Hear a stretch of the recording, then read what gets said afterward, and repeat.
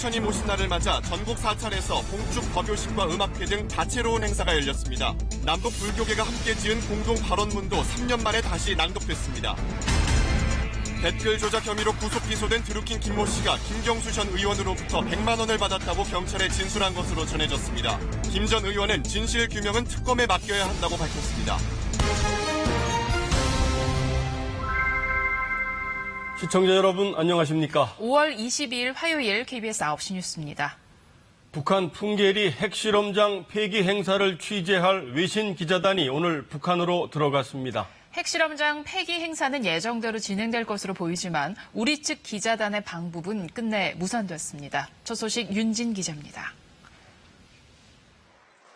북한이 초청한 미국과 영국, 중국과 러시아 기자단 20여 명이 중국 베이징을 출발해 북한 원산에 도착했습니다. 중국 CCTV 기자는 오늘 저녁 7시 특별 열차를 타고 풍계리로 출발한다고 전했습니다.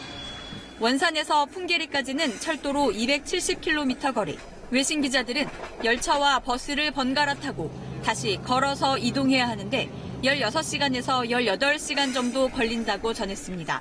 날씨가 변수지만 내일 오후에도 폐기가 가능합니다.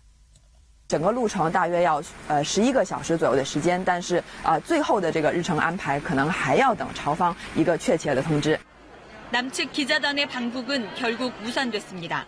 정부는 통일부 장관 이름의 입장문에서 남측 기자단 방북이 무산된 것을 유감스럽게 생각한다면서 이번 폐기 조치가 북미 정상회담의 성공적 개최로 이어지길 기대한다고 밝혔습니다.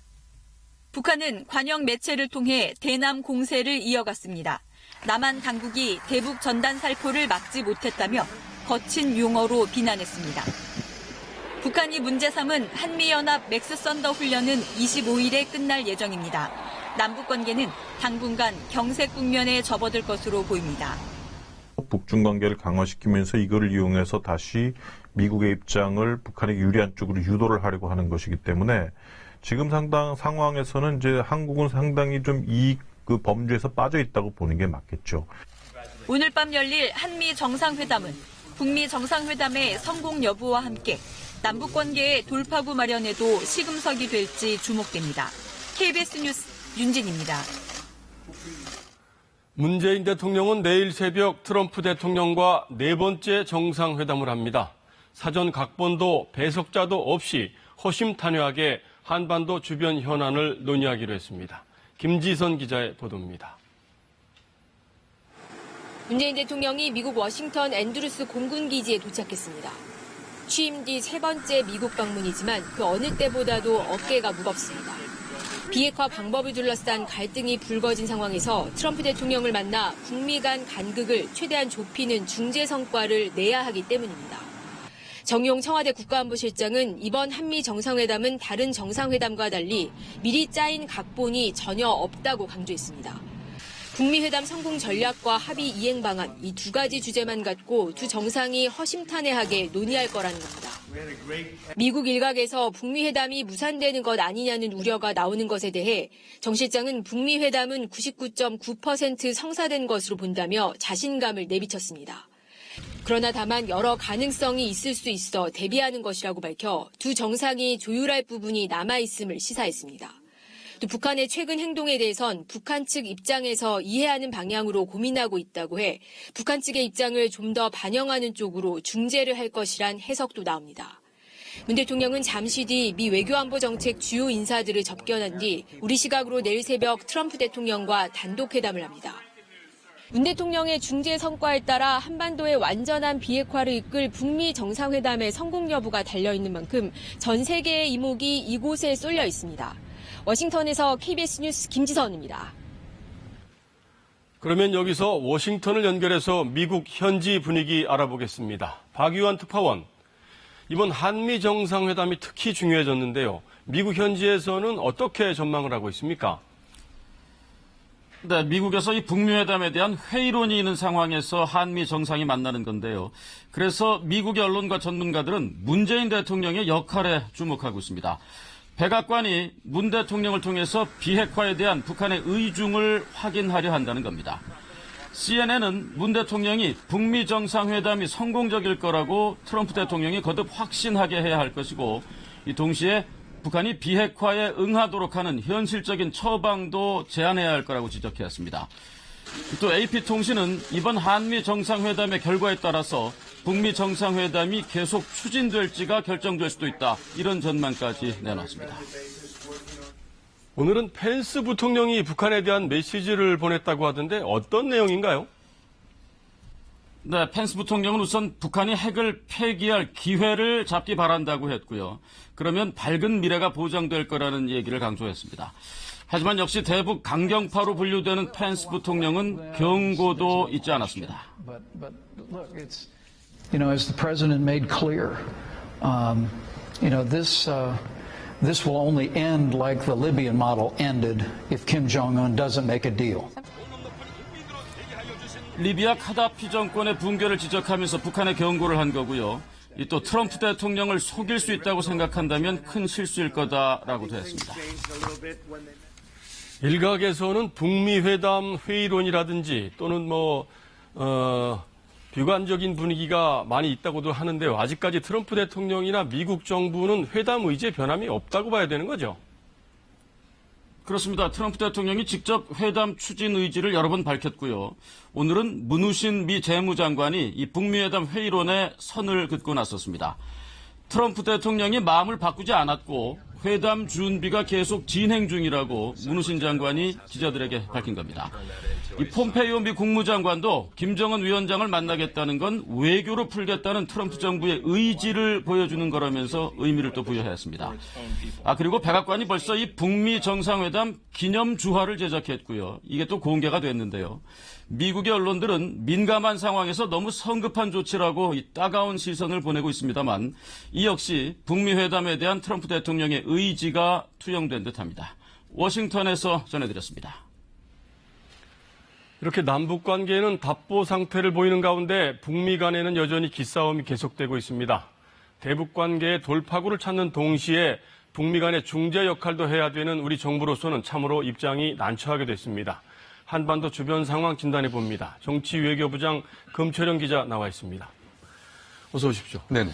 먼저 이 한미 정상이 벌써 4번째 만남인데요. 이 배석자도 없이 단독으로 이렇게 회담을 해야 될 만큼 급박한 상황이 뭐가 있는 겁니까? 돌출 변수는 많습니다. 그러나 급박한 상황은 아니다라고 볼 수 있겠는데요. 말씀하신 대로 오늘 배석자가 없이 이루어진다라는 것에 주목해 봐야 될 것 같습니다. 일단 트럼프 대통령은 이건 정상 간의 게임이다. 이제까지 참모들의 의견은 충분히 들었으니 이제 정상들끼리의 생각을 한번 공유해보자. 문 대통령은 김정은 국무위원장과 트럼프 대통령을 다 만나봤지 않습니까? 네. 그래서 도대체 김정은 위원장의 생각이 뭐냐? 이런 질문에 초점이 맞춰지지 않을까 이렇게 예상이 되고 있습니다. 네. 현지 언론들은 북한의 갑작스러운 태도 변화에 대해서 트럼프 대통령이 매우 화가 나 있고 그래서 참모들을 질책했다 이렇게 이제 보도가 되고 있는데 이게 사실인가요? 일단 현재로서는 확인하기가 힘든 부분입니다. 다만 트럼프 대통령의 참모들의 발언에는 일관성이 있습니다. 강원 양면의 내용들인데요. 대북 강경 발언으로는 정상회담을 앞두고 미국 대통령 속이지 마라. 네. 진정성 있게 회담에 임하라. 네. 그리고 정상 간의 최고의 외교수단을 동원한 것인 만큼 이것이 실패하면 군사 대응이 불가피하다. 이런데 강경 발언의 초점이 맞춰져 있습니다. 네. 그리고 온건한 대북 발언은 펜스 부통령의 언론 인터뷰에 상징적으로 나타나 있는데요. 그 내용에는 북한이 되돌릴 수 없는 어떤 지점에 가면 수혜와 기회를 얻을 수 있을 것이다. 네. 이런 발언을 했습니다. 그동안 미국이 선 핵폐기 후 보상이라는 비교적 매우 강경한 입장을 천명해 왔는데 아마 단계별로 보상이 가능할 수 있지 않겠냐라는 그런 신호를 준 것이다. 이렇게 해석이 가능한 부분입니다. 그렇군요. 단계적, 동시적 해결, 북한이 요구하던 건데 어느 정도 수용을 어느 할 수 정도 있다. 가까워지고 있다. 네. 이렇게 볼 수 있는 대목입니다. 정의용 안보실장이 이제 북미 정상회담은 99.9% 성사된 걸로 봐도 된다 이렇게 발언을 했다고 하는데요. 이거는 어떤 근거로 이런 얘기를 하는 걸까요? 문재인 대통령이 김정인 국무위원장과 트럼프 대통령을 모두 만나보고 트럼프 대통령과는 자주 전화통화를 했기 때문에 6월 12일로 예정된 이 역사적인 북미 정상회담에 대한 양 정상의 의지는 확고하다 이런 것들을 다시 한번 확인했다 이렇게 볼 수가 있겠습니다. 예. 어찌됐든 한미 정상회담에서 성과를 내는 게 굉장히 중요할 텐데 우리가 어떤 점을 주목해서 봐야 될까요? 일단 내일 새벽으로 예정된 양 정상 간의 내용, 물론 공동 성명 발표는 없습니다만 네. 의제에 핵심적으로 집중하느냐 이것을 좀 봐야 될 것 같고요. 네. 그리고 방법론에 있어서만큼은 북미 정상들이 만나서 해결해야 될 문제이기 때문에 북미 정상회담에 대한 의지 그리고 한반도 비핵화에 대한 의지 표명이 이루어지느냐 네. 이 점이 관전 포인트다 이렇게 말씀드릴 수 있겠습니다. 네, 오늘 설명 잘 들었습니다. KBS는 우리 시각으로 내일 새벽 1시부터 열리는 한미 정상회담 관련 소식을 뉴스 특보를 통해서 실시간으로 전해드리도록 하겠습니다. 지난 주말 10,000명이 넘는 여성들이 붉은 옷을 입고 거리로 나왔습니다. 남성이 피해자인 홍대 몰카 범죄 수사의 편파성을 규탄하는 시위였는데요. 한꺼번에 터져나온 여성들의 분노, 그 이유를 최은진 기자가 집회 운영진들로부터 들어봤습니다.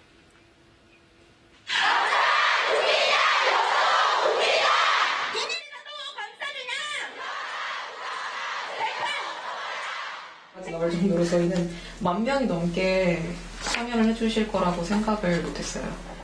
여성이 이 나라에서 제대로 보호받지 않고 있구나라는 공감대를 만들어냈기 때문인 것 같아요.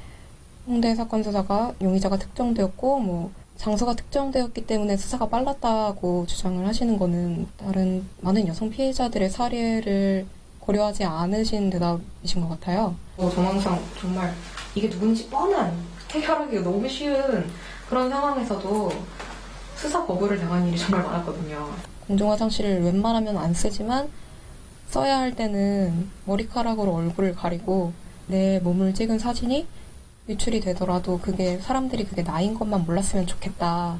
사진 찍힌 피해자가 잠도 못 자고 자기 미래 걱정하고 나 진짜 죽고 싶다 이거 하고 자살을 하는데 아무도 규제를 안 해주고 몰카가 사라지지가 않으니까 여성이 대부분의 이제 불법 촬영 범죄의 피해자였는데 그런 경우에 경찰이 되게 2차 가해도 굉장히 많이 했었거든요. 노출된 장면을 직접 찾아서 캡처를 해 가야도 그거를 자기란 걸 증명을 못하면 기소조차 해주지 않는 경우가 너무 많았다고. 사법제도 내에 그런 성차별적인 문제들이 있고 그래서 여성을 현재 법 시스템이 남성만큼 동등하게 보호해주지 못하고 있는 실정이라는 걸 인정을 해야 한다고 생각해요. 저희는 언론에 굉장히 분노했거든요. 너무 어이가 없었던 거는 그동안 몰카 피해자가 된 여성을 몰카녀라고 칭하는 언론들이 되게 많았는데 지금 여성이 가해자가 되니까 그 가해자를 몰카녀라고 칭하는 거예요. 찍어도 몰카녀, 찍혀도 몰카녀 치고 찍어도 몰카녀. 유튜버 양의 고발 같은 경우도 그녀가 당한 내용을 그대로 진짜 어떤 팬티를 입고 어떤 자세로 찍어 어떤 기사는 또 헤드라인은 20만 원밖에 안 받고 저런 짓을 해? 그러니까 이런 식으로 똑같은 비슷한 몰카 사건인데 왜 언론이 중요도를 다르는지. 남자들을 욕하려고 모였다거나 경찰을 규탄을 하고 있지만 경찰이 의도적으로 차별을 했다고 비난을 하려고 모인 게 아니라 정말 그런 구조적인 문제점들을 지적하기 위해서 시위가 진행이 된 거거든요. 그 홍대 사건 가해자가 잘했다고 생각하지도 않아요. 굉장히 많은 사람들이 모여들었는데 그 사람들이 공통적으로 가지고 있는 이게 편파적이다. 맞아. 저희 성별의 피해자들이 이 범죄에 대해서 내가 정말 신고를 할 수 있을까, 법적인 대응을 할 수 있을까를 더 이상 고민하지 않을 때까지 저희는 사람들이 계속 목소리를 낼 거라고 생각합니다.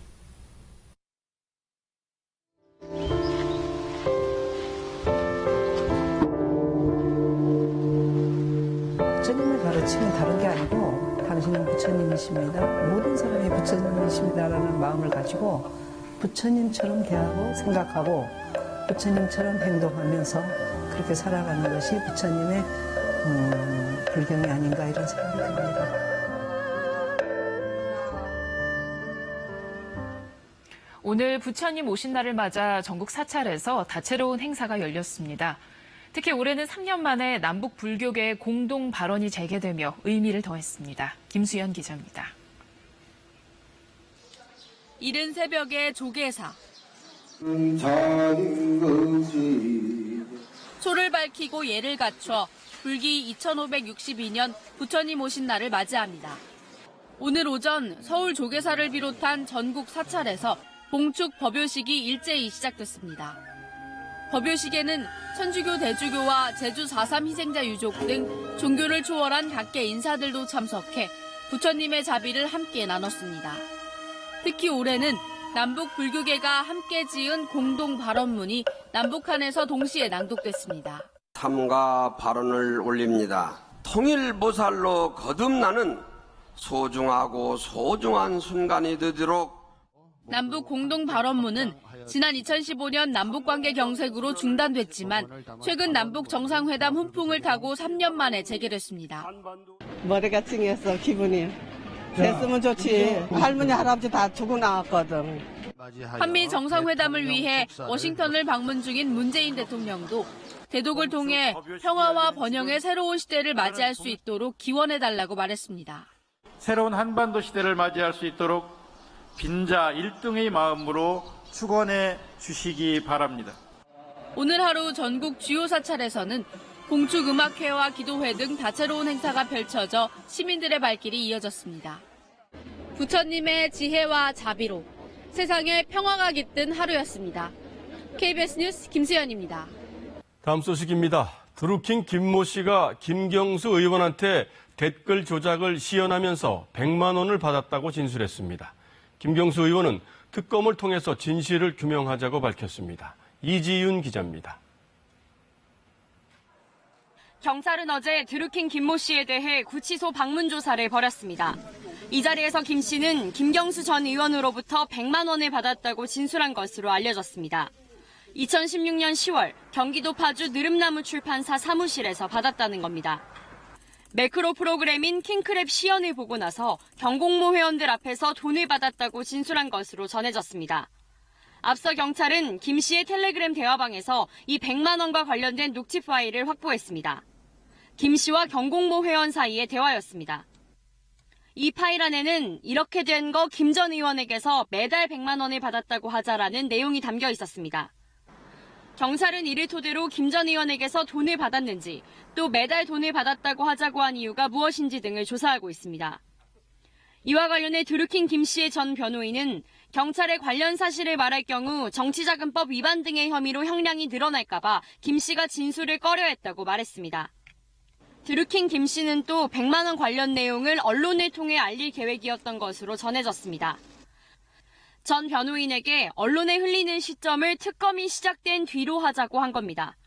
김 전 의원 측은 오늘도 관련 의혹을 일축했습니다. 카더라 통신에 의존해서 보도하는 등 무책임하고 자극적인 경마식 보도 행태는 지방선거에 개입하려는 인상을 주기에 김 전 의원은 진실규명은 특검에 맡겨야 한다며 당당히 조사에 임하겠다고 밝혔습니다. KBS 뉴스 이지윤입니다. 민주노총이 국회 최저임금법 개정 논의에 반발해 노사정위원회 등 사회적 대화에 불참하겠다고 선언했습니다. 최저임금법 개정안의 핵심은 최저임금 산입 때 현재 제외된 정기상여금과 복리후생비 등을 포함하는 것으로 민주노총은 임금이 줄어든다며 반대하고 있습니다. 민주노총의 사회적 대화 불참 선언으로 청년실업 해소 등 노동 현안 논의를 맡을 경제사회노동위원회 운영에 차질이 예상됩니다. 시장의 반대로 지배구조 개편안을 철회한 현대차그룹이 새로운 계획을 준비하고 있습니다.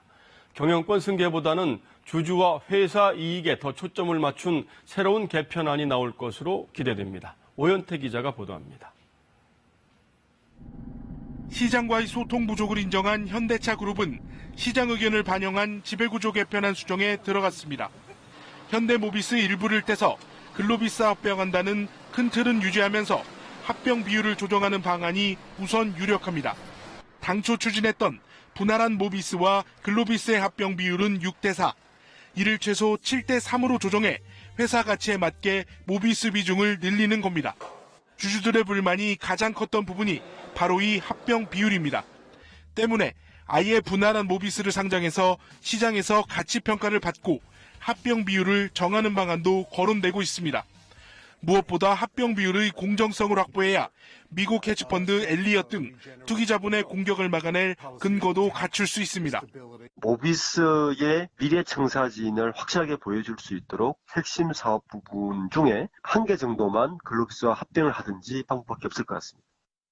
그룹 지배구조 개편이 경영권 승계만이 아닌 회사의 미래를 위한 선택이란 점을 들어 주주들의 신뢰를 얻는 것도 과제입니다.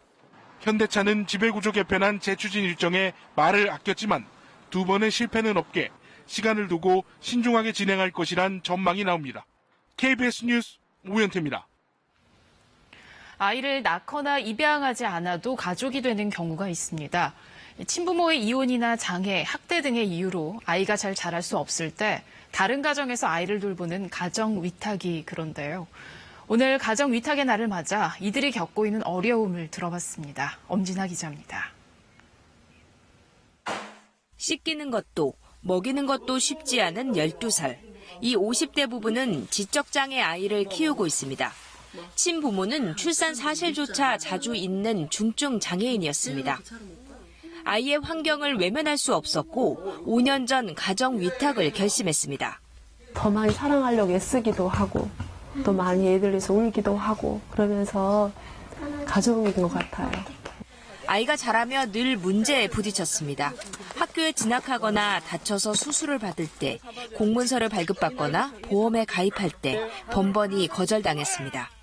위탁 부모는 법적으로는 친권이 없는 그저 동거인에 불과하기 때문입니다.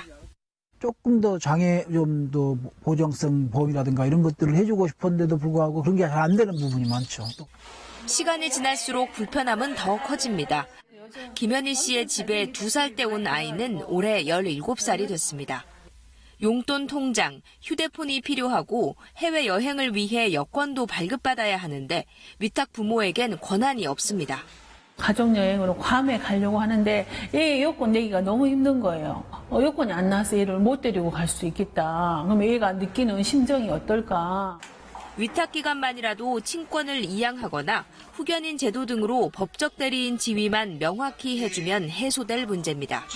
민법이나 관련법 재개정이 되면 가장 좋고요. 그게 안 된다면 관련 부처들과 협조를 통해서 이러한 불편들을 좀 최소화하는 게.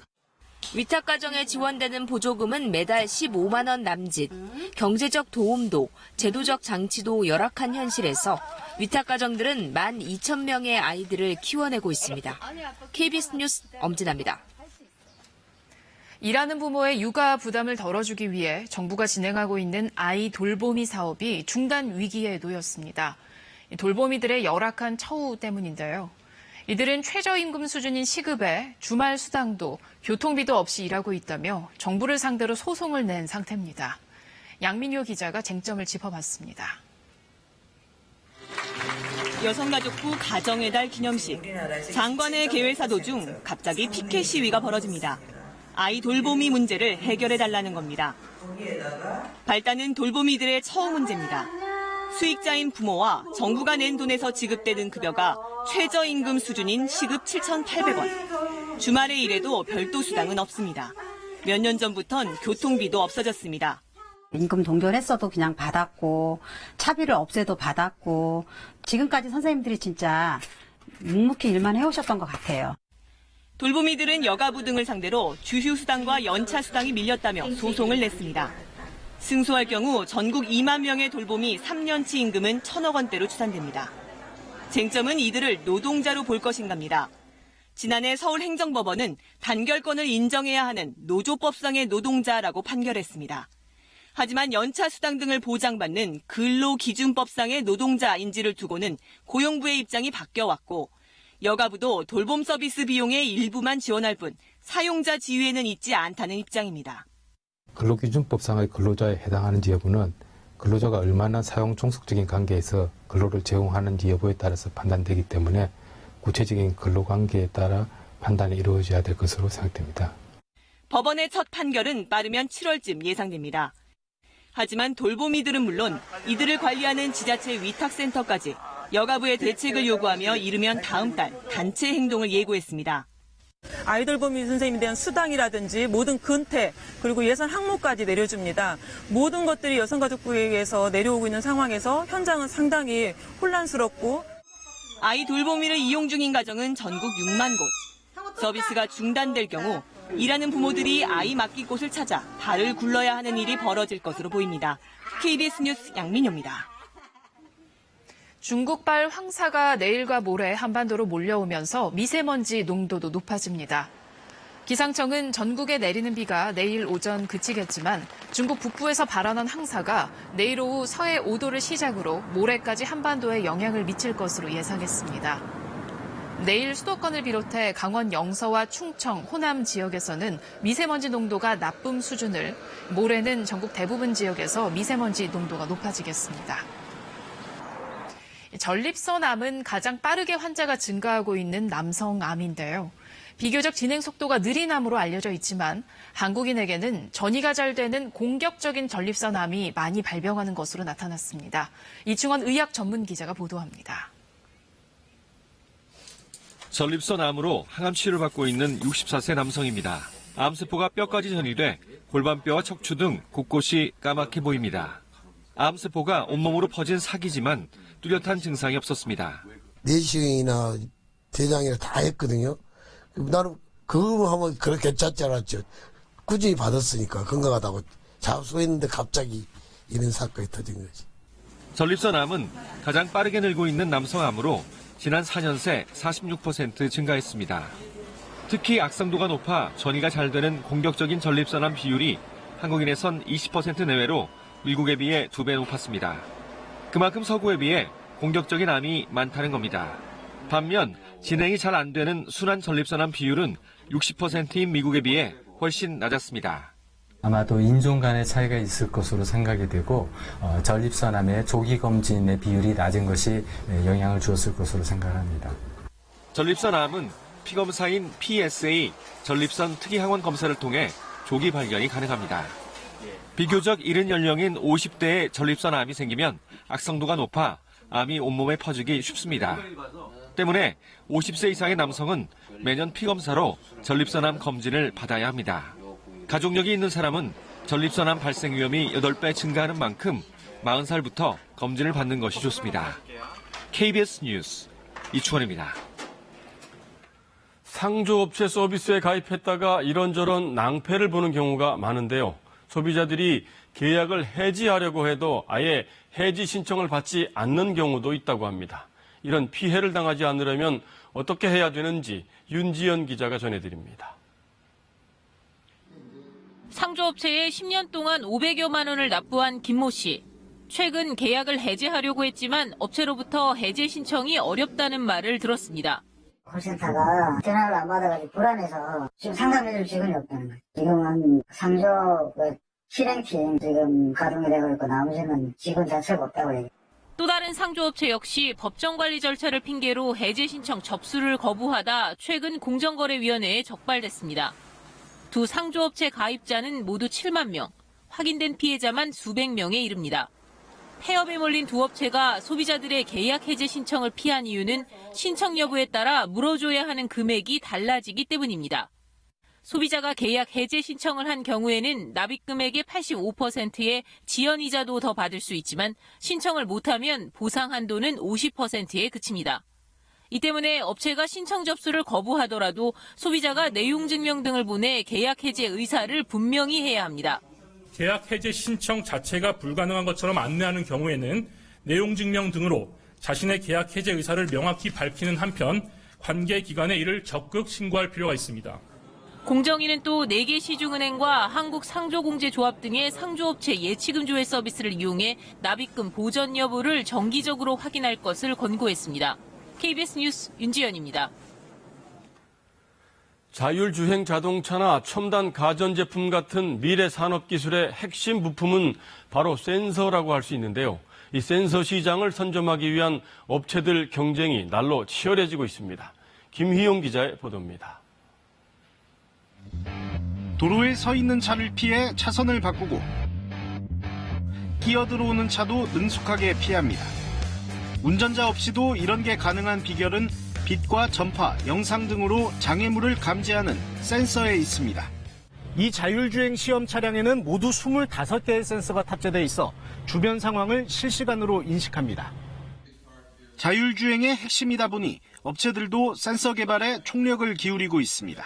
The next step, this will be the basis for the development of autonomous driving systems, and by 2025 we're planning to lead the field in that area. 사람의 말을 알아듣고 작동하는 인공지능 가전에는 음성인식 센서가 들어갑니다. 별도로 정해진 명령어 없이 일상적인 대화로도 제품을 작동시킬 수 있습니다. 현재 날씨에 맞는 모드로 운전해줘. 오늘은 습도가 67%예요. 센서를 활용한 첨단 제품들이 속속 등장하면서 세계 센서 시장 규모는 2010년 65조 원에서 2016년엔 배로 급증했습니다. 오는 2021년엔 220조 원 규모까지 성장할 것으로 예측돼 센서 시장의 주도권을 주기 위한 업체들의 개발 경쟁도 치열해지고 있습니다. KBS 뉴스 김희용입니다. 물건을 집까지 배달해주는 택배 서비스, 여러모로 편리해서 많이들 이용하실 텐데요. 외딴 시골 마을에는 돈이 안 된다는 이유로 택배 서비스가 제공되지 않는 경우도 있다고 합니다. 차주화 기자가 취재했습니다. 20여 가구가 사는 경남 창원의 농촌마을입니다. 5년째 이곳에 사는 박미연 씨는 택배를 찾으려면 차를 타고 나가야 합니다. 택배기사가 물건을 집까지 가져다 주지 않는 경우가 많기 때문입니다. 불편한 게 많죠. 엄청 많아요. 생물 같은 거는 일하다가도 가야 되고요. 저는 또 운전을 못하니까 또 우리 아저씨하고 항상 같이 가서 와야 되고. 택배기사들은 마을에서 5km 정도 떨어진 가게 창고에 물건을 두고 갑니다. 가게 주인의 허락도 없이 수시로 물건을 갖다 놓다 보니 관리조차 제대로 되지 않고 있습니다. 매일 갖고가지. 말썽이 좀 있어가지고 서로 막 꾸닥꾸닥꾸닥 하면 또 다시 또 좀 이어놨고 이래 하더라고. 이 마을뿐 아니라 주변의 4-5곳 산골마을 주민들도 택배를 찾기 위해 이곳 가게까지 차를 타고 나와야 합니다. 기사들이 내세우는 이유는 배달 수익성. 물건 하나를 배달할 때 1,000원 안팎의 수익이 생기는데 배송 물량이 적은 산자락 마을까지 일일이 배달하면 남는 돈이 적다는 겁니다. 한 대 수익에 1,000원씩 이렇게 받는데 뭐 한 개 들고 왔다 갔다 막 30분씩이나 걸리거든요. 안 가는 걸 알지 솔직히. 그리 멀지 돈은 안 되지 그러니까 빼고 나고 뭐. 지난달 경기도의 한 신도시에서는 택배 차량 진입 문제로 갈등을 빚다 택배 대란이 일어났습니다. 도시보다 상대적으로 배달이 어려운 농촌마을에서도 수익성 저하라는 이유로 또 다른 택배 갈등이 진행되고 있습니다. KBS 뉴스 차주입니다. 최근 베네수엘라에서 엄청난 물가 폭등으로 국민들이 고통받고 있습니다. 한 해 무려 10,000%가 넘는 물가 상승률을 기록하면서 한 달 월급으로 달걀 2판 사기가 버거울 정도라고 합니다. 이재환 특파원이 취재했습니다. 베네수엘라 중산층 가정이 밀집한 마을 장터입니다.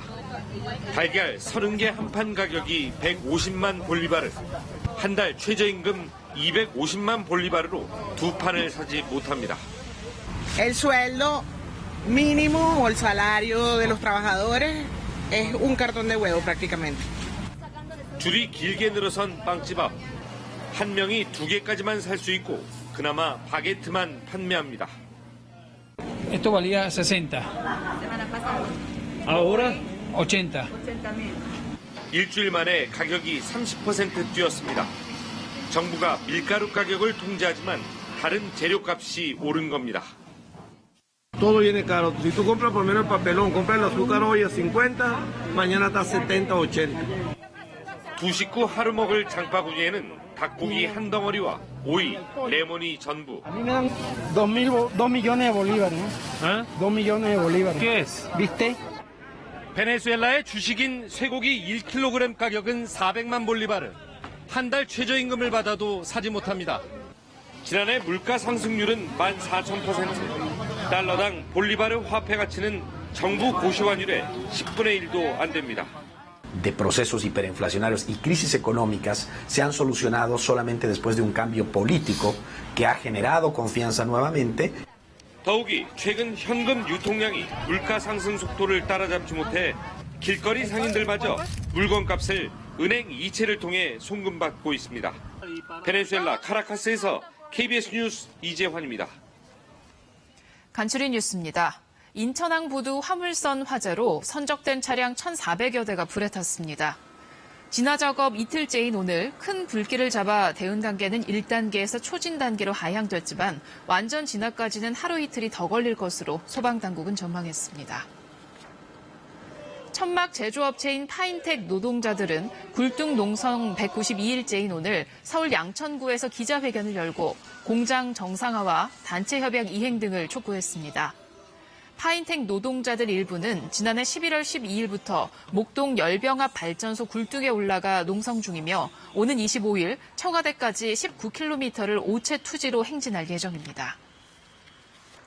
한 온라인 매체 유튜브 계정에 나경원 의원실 소속 비서 A씨와 한 중학생이 언쟁을 벌이는 녹취가 공개돼 처벌을 촉구하는 청원 글이 청와대 국민청원 게시판에 올라왔습니다. 나 의원은 페이스북을 통해 의원실 소속 직원의 부적절한 언행을 깊이 사과드린다며 해당 직원은 사직서를 제출했다고 밝혔습니다. 야생동물 번식철인 요즘 어미 잃은 동물들이 구조센터에 많이 들어온다고 합니다. 어린 동물이 혼자 있다고 해서 다 구조가 필요한 건 아니라고 하는데요. 경우에 따라선 구조가 오히려 해가 될 수도 있다고 합니다. 황정한 기자가 취재했습니다. 멸종위기종인 천연기념물 올빼미입니다. 둥지 근처에 있는 것을 주민이 구조해 야생동물 구조센터에 맡겼습니다. 새끼 너구리 7마리도 어미 없이 보금자리에 있다가 주민들에 의해 발견됐습니다. 이곳에 들어오는 야생동물의 70%가 갓 태어난 새끼들입니다. 그런데 어린 동물을 구조할 필요가 없는 경우가 많습니다. 어미가 보금자리를 잠시 비우고 먹이 활동을 하러 간 것을 이제 어미가 사고를 당했거나 버렸다고 착각을 하고 새끼들을 구조하는 경우가 종종 있습니다. 이렇게 들어온 동물들은 대부분 부작용을 겪습니다. 어려서 어미와 떨어진 데다 생육 환경이 달라져 자연으로 돌아가기 어렵습니다. 이 황조롱이가 대표적인 예인데요. 어렸을 때 구조돼 사람 손에 키워지다 보니 야생 적응이 쉽지 않아 5년째 이곳에서 생활하고 있습니다. 이 때문에 어린 동물이 홀로 있더라도 위급한 상황이 아니라면 굳이 구조하지 않아도 됩니다. 어미가 죽은 게 확인됐거나 아니면 주위에 개고양이 같은 위험 요소가 있거나 그런 상황이 아니면 그냥 그 자리에 두는 것이 가장 좋고요. 판단이 어려울 경우 동물에 손을 대지 말고 보호센터에 연락하는 게 바람직합니다. KBS 뉴스 황정환입니다.